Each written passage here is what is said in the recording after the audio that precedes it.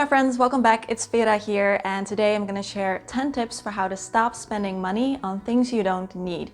And these tips have greatly helped me in my life to spend less money, save way more money, and own fewer things. And especially I feel like with the holiday season coming up, we could all use some of these reminders. There's also a bonus tip at the end, so lots of great stuff coming up. I washed my hair yesterday, so my braid, I feel like it's extra poofy. I am so excited to say that this video is made in collaboration with Patricia from A Small Wardrobe. And she has an amazing YouTube channel that is all about minimalism, intentional living, and building a small but satisfying wardrobe. She is also just so much fun, and her videos always crack me up so much. And she has an amazing sense of personal style. Her videos are always very stunning to look at, so I just know you're gonna love her videos. So in this video, I'm gonna share some really great minimalist money habits, money mindsets, and just different ways to look at spending. And Patricia is gonna share advice specifically about your wardrobe and how to stop spending money on clothing items that you don't need.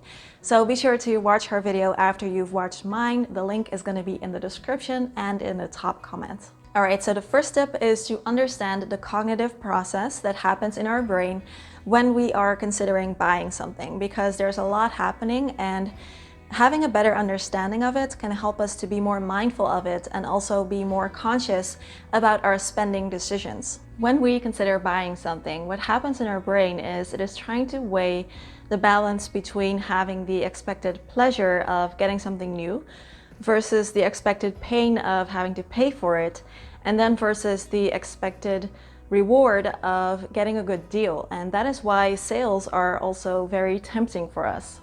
But we now know that this feeling of happiness is limited and it doesn't last.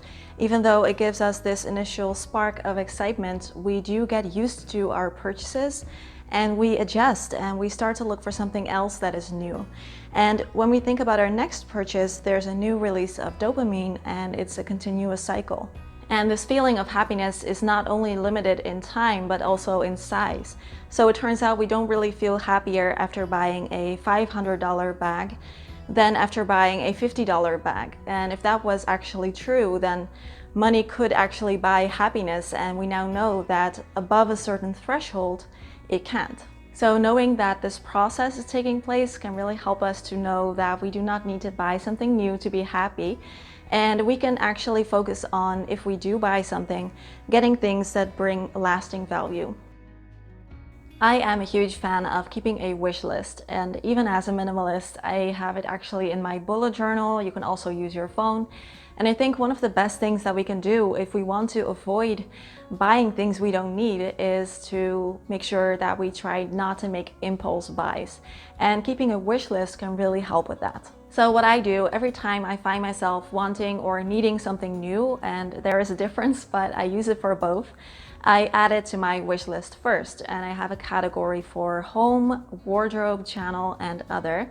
And I think about it for a while, depending on how expensive something is and also how big it will be and how much space it will take up in my home. During this time, I do a little research and I see if I actually think this will add value for me. Most of the time, I find that I really don't need something and my life is going perfectly fine without it. And otherwise, I will get something really good that meets all my specific needs because I've taken the time to do research. Other tips to avoid impulse spending is to make a budget for yourself. That really helps. And another thing you can do is to always go shopping with a plan so that you can go in and out quickly. I'm actually curious if you guys are doing the budgeting thing, so let me know in the comments if that is something that you do. The next tip that I find works really well is to make it a rule for yourself to avoid emotional shopping. So the habit of buying new things whenever we feel sad or bored or depressed or frustrated. It's an easy thing, but when we are emotional, we aren't as good at making rational decisions, and it is kind of like going to the grocery store if you're really hungry. It's kind of a recipe for disaster. So if you recognize this, then try to make it easier for yourself. Have an alternative activity to do whenever you feel like shopping or spending. For me, since the pandemic, I need to be very mindful of not trading in emotional shopping for emotional eating because that is something that I kind of easily do, and it's something that I'm trying to be very mindful of. But what I do now is I try to go back to my list of self-care activities, and I find that that actually works a lot better at making me feel better when I need to than shopping or eating. And it's just a lot more wholesome in my opinion. Another thing that I find really helpful is to track my spending every once in a while.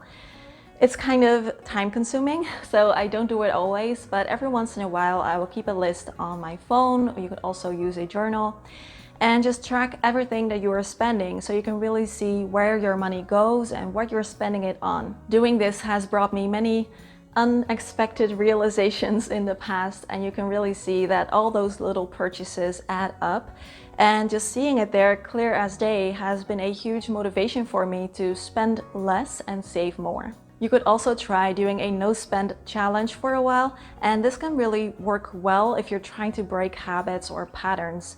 And you could do it as kind of like a general thing, or you could actually choose a few categories or one category that you want to do a no buy for, like for example clothing or beauty items. I'm actually considering doing a challenge like that for myself in 2021, so I will definitely keep you updated.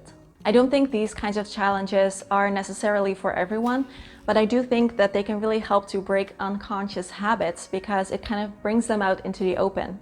My next tip is to make sure that you are not buying things that make you want to buy other things. So we can kind of sometimes group certain items together. Like for example, if you buy a new lipstick, very simple example, that also makes you want to buy the lip liner and the blush that goes with it. Or for example, buying a new dress, but you cannot really wear it yet because you don't have the shoes that you need to match the outfit together. Or for example, also buying an appliance that actually needs a lot of expensive maintenance and upkeep or items to be able to use it.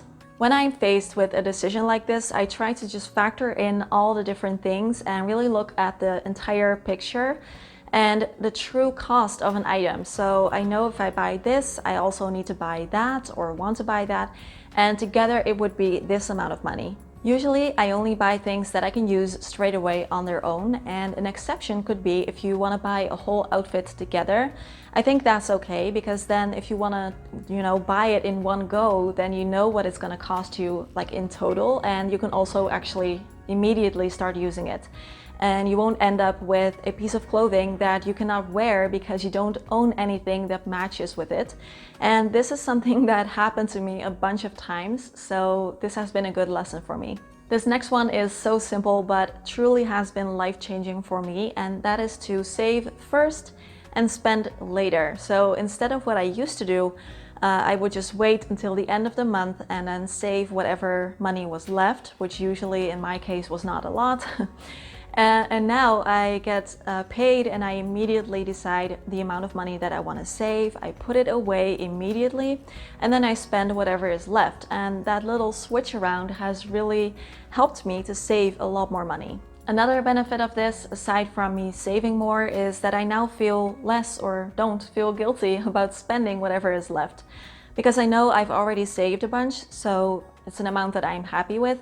And then I feel okay about spending the rest. And I feel like that is important because it is completely unnecessary to feel guilty about spending a part of our money. I feel like it is also about enjoying the here and now and, splurging a little bit whenever you really want to, whenever you feel that it adds value for you. And this little switch around has made me feel not guilty anymore about spending that because I already know I saved. Another great tip to stop spending money on things you don't need is to have an amount rule for yourself. So if an item is more expensive than a certain amount of money, you need to wait a certain amount of days before purchasing it. So you can decide what works for you. For example, you could say if an item is more than $30, you need to think about it for at least 3 days. This is so helpful to avoid impulse purchases because a few days later, we have gone out of that initial bubble of wanting something and we can make more rational decisions. And if you still really want the item, then you can always go and get it then. Tip number 9 is to avoid sales if they are a trigger for you. So if you've ever bought something just because it was on sale, then I think this tip can work really well, especially this time of year, because we are not really saving anything if we are buying something that we didn't really need in the first place. Because I have been a minimalist for so long now, I feel like sales have kind of lost their tempting appeal to me. So I actually do feel comfortable using sales, but mostly it is for items that I was going to buy anyway.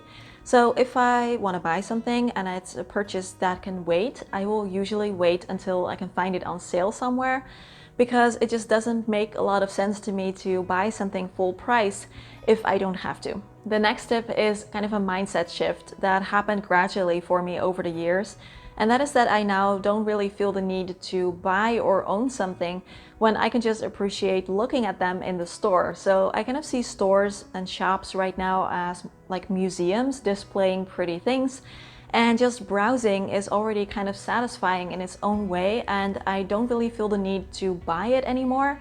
I can just look at it, appreciate it, and move on. This works for me especially well with souvenirs and buying things on trips, and I used to buy a lot of things when I was on vacation, because first I kind of wanted an item to remember my trip, and second, I was experiencing some FOMO because I thought, you know, I'm only going to be here once, so it's kind of like a once in a lifetime chance to buy this.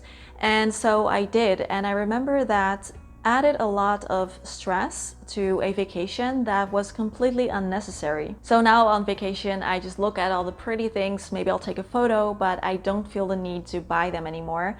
And sure, sometimes I will buy something that is really special, but most of the time it is just looking and moving on. My bonus tip for today is to make sure that you always have a way back, especially if you struggle with impulse buys. Then this can work really well because it's kind of like adding a safety net for yourself. So for example, if you buy something, then make it a rule to leave the tags on for a few days and keep the receipt so that you can just kind of get used to the idea of owning this item, and then if you feel after a couple days you made a mistake, then you can always return it. And if not, then you can just take off your tags and enjoy the new item. And if you order something online, be sure to check out their return policies beforehand, and especially if you're buying something with a relatively high chance that it's not going to be the perfect fit for you, then especially for me, I feel like it is with jeans. I never buy jeans online, but if you do, then you can at least return it to the store if it doesn't fit. And really set an intention before you buy that you are going to return it if it doesn't fit. And I used to be really lazy with this, and just I didn't want to bother returning it, and that was such a huge waste. So if you are going to order something online, be sure to return it if it's not what you thought it would be. I love to hear your tips and experiences in the comments as usual, and if you are new here and you just came over from a small wardrobe, then hi, welcome, and feel free to take a look around and say hi in the comments if you like. Check out Patricia's video as well, and as always, questions, comments, conversations down below. Have a wonderful day, and I'll see you soon. Bye bye.